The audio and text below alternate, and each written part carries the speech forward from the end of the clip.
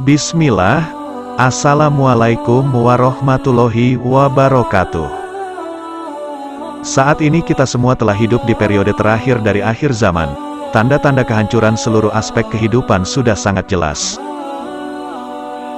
Ceto welo welo, mulai dari kehancuran akidah, sistem kepemimpinan, ekonomi, budaya, akhlak dan lain-lain. Kehancuran di semua aspek itu merupakan keniscayaan tanda munculnya sang imam akhir zaman, Imam Mahdi.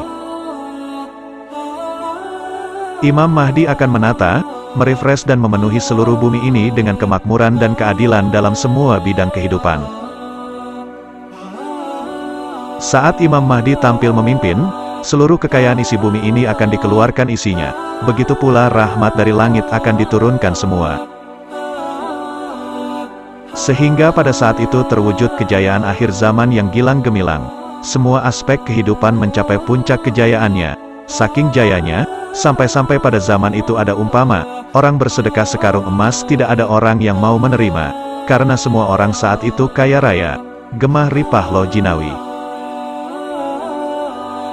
Masa itu sudah sangat dekat, lihatlah huru-hara dan pertentangan saat ini, baik antar perorangan, kelompok, pemerintahan dan lain-lain. Ekonomi tampak gagah perkasa yang sesungguhnya rapuh karena sistem riba di seluruh sektor ekonomi, laksana kayu digerogoti rayap, tinggal menunggu momentum kehancuran. Nabi Muhammad SAW bersabda, sesungguhnya Allah membangkitkan bagi umat ini seorang mujadid yang akan memperbaharui, merefresh, agamanya pada setiap awal 100 tahun, Al-Hakim, Al-Baihaqi, Ibnu Hajar, Abu Daud dan Al-Iraqi. Telah diutus kepada umat Islam sebanyak 13 orang mujadid. Mereka ini adalah pemimpin manusia yang berwatak nabi kecuali Khalifah Umar bin Abdul Aziz, yang sekaligus merangkap sebagai pemerintah. Tetapi di antara mereka ini, tidak seorang pun yang dapat kita katakan sebagai ketua mujadid, dan tidak ada seorang pun yang melantik atau mengisitiharkan, mempopulerkan mana-mana antara mereka itu sebagai ketua mujadid. Oleh karena itu, ketua mujadid itu adalah seorang yang paling awal disebutnya tetapi paling akhir keluarnya, dan dilantik sebagai mujadid, seperti halnya penghulu para rasul adalah yang terawal disebutnya tetapi yang terakhir keluarnya di kalangan mereka. Ketua mujadid ini adalah seorang yang sangat istimewa, seperti juga halnya Nabi Muhammad SAW adalah rasul yang sangat istimewa dibanding sekalian rasul yang pernah diutus kepada umat manusia. Dan sangat benarlah bahwa Imam Mahdi itu adalah penghulu sekalian mujadid sekaligus juga merupakan penghulu sohibul zaman bagi umat ini. Mujadid itu juga sering disebut Muhyiddin, atau yang menghidupkan agama. Banyak orang yang bergelar Muhyiddin, misal Syekh Muhyiddin Abdul Qadir Jailani, Syekh Muhyiddin Muhammad Ibnu Arabi, dan lain-lain. Tugas orang yang bergelar mujadid atau muhyiddin itu adalah merefresh agama yang mulai rusak, menservis akidah atau amaliyah yang mulai jauh dari aslinya, makanya orang yang mempunyai gelar muhyiddin ini akan mengajarkan suatu ajaran yang seakan-akan baru, padahal itu ajaran lama, atau mengembalikan ajaran ke asal mula ajaran itu diajarkan.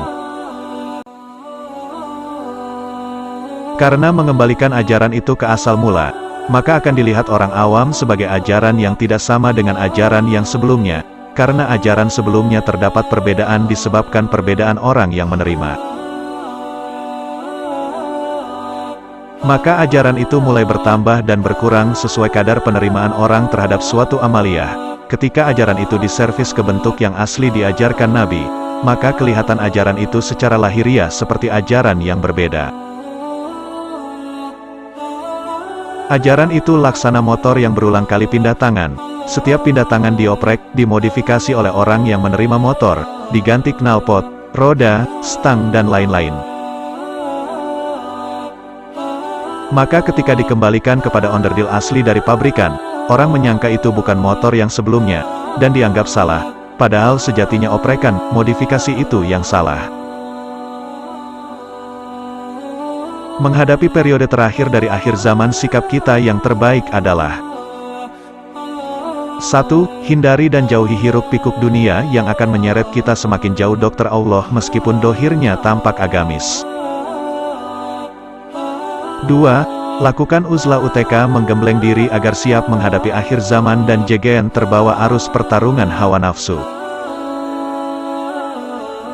3. Bertalaki kepada pembimbing ruhani yang memiliki sanad keilmuan yang bersambung sampai KPD Rasulullah SAW. 4. Perbagus amaliyah, ihsan, yakni pengamalan syariat dan hakikat secara terpadu dan kafah, serta lakukan amaliyah taubat secara istiqomah. Insya Allah jika kita laksanakan itu maka akan selamat, kegelapan akan tersibak, cahaya gilang gemilang akan bersinar. Wallahu alam, Allahumma yasir wa ain.